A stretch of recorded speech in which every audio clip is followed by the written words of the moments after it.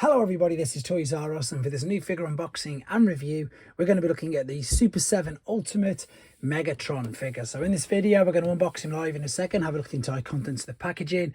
I'm going to see how he briefly looks compared to Yolo Park's Megatron, as well as bringing in a few other Megatron figures from the mainline toy lines, just to see how he looks and compares with that as well. So before we get started, I'd like to remind anybody who's not subscribed to the channel, if you'd like to hit that subscribe button for me now, please, because it really will help me out. Okay, so this is the shipping box that he comes in, nice and boring, just a normal cardboard box, very much like your Generation Selects. This packaging though is beautiful. Hopefully you can make out that it is reflecting really nicely. So this is just the outer sleeve.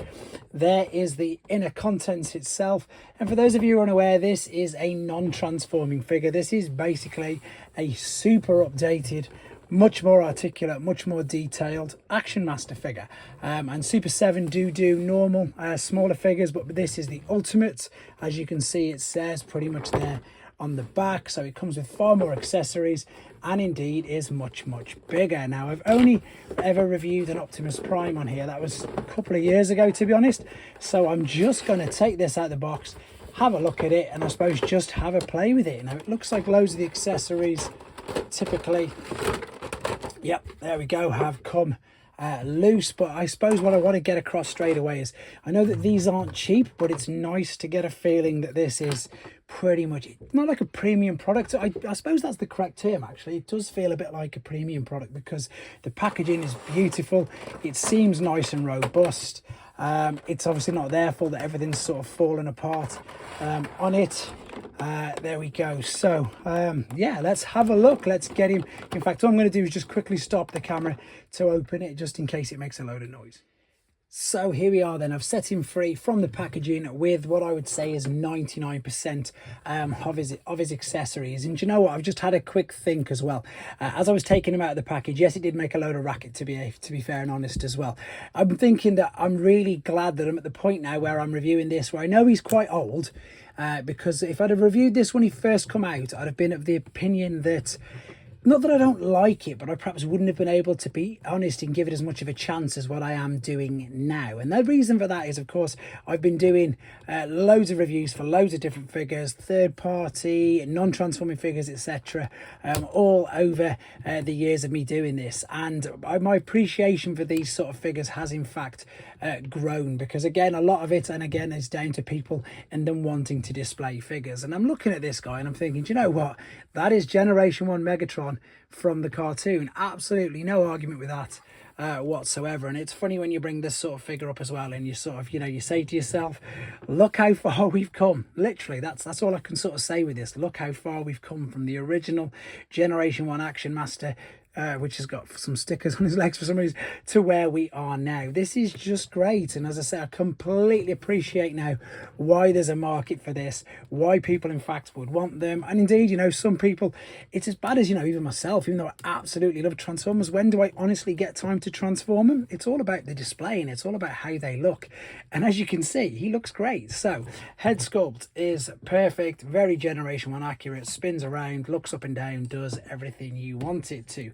Arms, do they? This is super stiff, so I'm a little bit panicking a little bit. Arms will go all the way up, they will go all the way around. I don't think they come off. There's various things that you can attach and detach. There's a bicep flexion. Is there a swivel? Yep, there's a swivel at the bottom of the forearm. The fist you can pull off completely, which I'm going to show you in a second. You've got an ab crunch, which is fantastic. You've got these hip skirts. Are they skirts? Are they? I'm really panicking, because to be honest, as I say, as I admit in all of the videos that I do, this is totally first impressions. I've just took him out of the box. Okay, I don't think you can do the splits. There's a definite knee bend there. There's a clear ankle tilt and rock, etc. 2022, I didn't realise it was quite that long ago. But yeah, look, let's be honest, it's Megatron, it's G1 Megatron. How does he look with G1 Optimus Prime? Typically, I've sent back the Commander class, which I think he's still going to be too big for anyway. Yeah, so I don't think this would scale very well with your sort of mainline figures. As I said, that's pretty much what I'm proving here, but I suppose that's the other thing, they're not intended to, for obvious reasons, because you would be taking money away from Hasbro's pocket and you'd be buying these instead. So what we definitely have to do, because he is Megatron, is we've got to attach the fusion cannon. Now there's only a couple of accessories which I haven't taken out of the packet, and that is just one set of open hand fists there. So that's probably because I don't think that we're going to need them. I am going to show you, as I say, the other things. So look, you can take, yeah, they just slot off really easy. That's reassuring enough to know.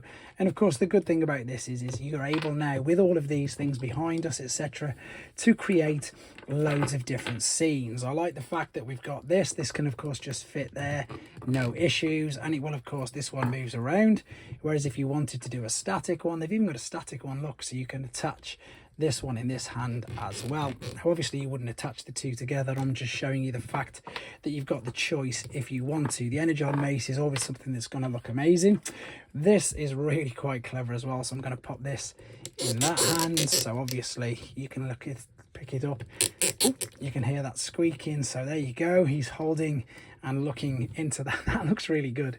That surprised me how good that looked, to be honest, but yeah, the Energon's going a bit wrong, but I like the way that you can sort of do that. Then we've got another open hand, which means that, oh yeah, there's also this move in here, so I should have done that. I didn't realize that there's actual wrist movement articulation, which is great.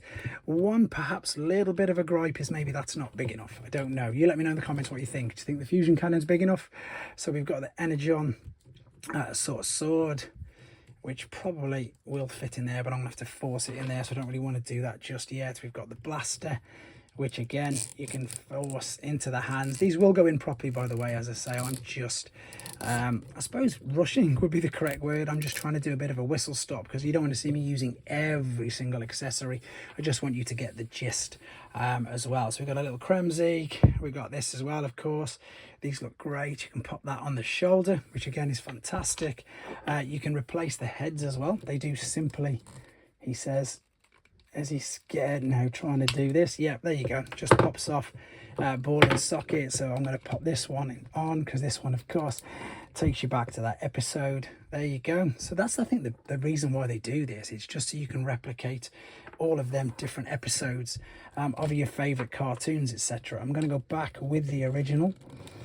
He says, yeah, there you go. You've got to apply a bit of force though, obviously. So yeah, I like the cannon, I like the gun. I do love the Energon maces. They look fantastic. Let's just bring in some other figures quickly.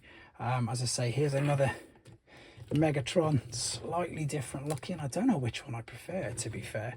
Obviously I like the chrome look. This one looks a little bit more battle damage. These are completely different though. This you build up, this is already pretty much made, so you've got a choice. How do they look? Again, with mainline Seekers, which I think should be smaller than them. Too small, doesn't go at all, to be fair. Just again, one of my favorite versions of Megatron from the War for Cybertron. Again, makes him look tiny. And then a very quick look at this one, which is a bit bigger. That's sort of like a fusion, isn't it? It's sort of like a hybrid of the two. Right, let's move these out of the way. And again, I suppose I'm just going to pretty much wrap up on these particular set of figures that, you know, they are very, very good. They're very articulate. You can put them doing into pretty much any pose that you want to with what you've got. The accessories mean that you can recreate pretty much all of the scenes, or if not most of the scenes from the cartoon. That's the movement there in the wrist that I wanted to show you. And as I say, there's so much coming with it that you could change him on display every day if you wanted to. I love the fact, as I say, you've got a static one and one that moves around, so it depends which photos that you're taking. This is going to fit absolutely perfect in your collection and ideal for photos as well. So there you go, this is Super 7 Ultimate Megatron. Let me know what you think in the comments. Take care.